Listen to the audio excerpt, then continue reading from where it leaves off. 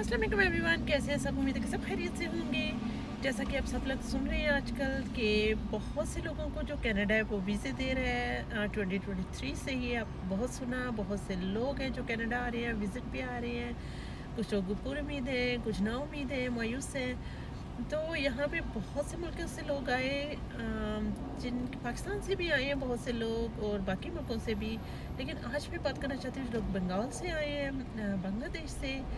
तो क्योंकि मैं उन्हीं के एरिया में हूँ तो इसीलिए मैं उन्हीं के मतलब बात करूँगी। मैं इतनी हैरान हूँ कि इतने ज़्यादा लोग कैसे आ गए हैं। अभी मैं रिसेंटली पाकिस्तान गई थी, पाकिस्तान से मैं वापस आई हूँ तो यहाँ पे जो जिस एरिया में मैं रहती हूँ उसका नक्शा ही बदला हुआ है।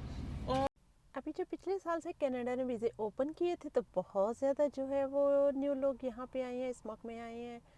और इतना कि हम लोग इतने आदी थे यहाँ पे ये देखने के कि बहुत ज़्यादा खाली है, मतलब इतना ज़्यादा लोग नहीं है। बहुत सालों से ऐसा था, लेकिन अभी तो इतने ज़्यादा लोग हो गए हैं कि बैंक में भी लाइन अप शुरू हो गया है। और मतलब कभी कभी कहीं पे हो जाता है, लेकिन ऐसे नहीं। अभी ये डेली बेस पे है और हर वक्त है, हर वक्त लाइन जो है बाहर तक लगी है।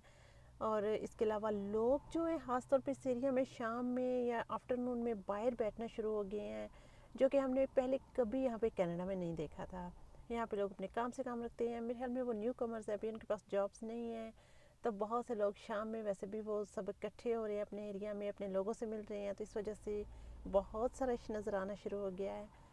और जो लोग यहाँ पे नहीं हैं वो तो बहुत सी उम्मीदें, बहुत से ख्वाब लेके आए हैं कामयाबी के, तो उम्मीद करती हूँ कि सब कामयाब होंगे।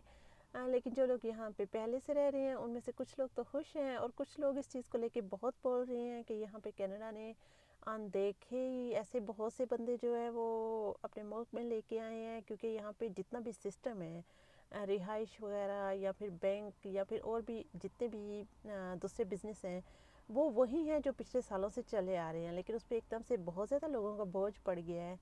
तो इदारा एक ही है, जहाँ पहले 10 लोग थे अब वहाँ पे पता नहीं 500-600 हज़ार के हिसाब से लोग आ रहे हैं। तो उनको मैनेज करना सब कुछ, टाइम बहुत ज़्यादा लगना शुरू हो गया है। बहुत सारी चीज़ें अपसेट हो चुकी हैं, तो इनके लिए भी हुकूमत को कोई अच्छा इकदाम तो करने चाहिए। ज़रा इतने लोगों लेके आए हैं, इनको मैनेज करना भी उनका काम है।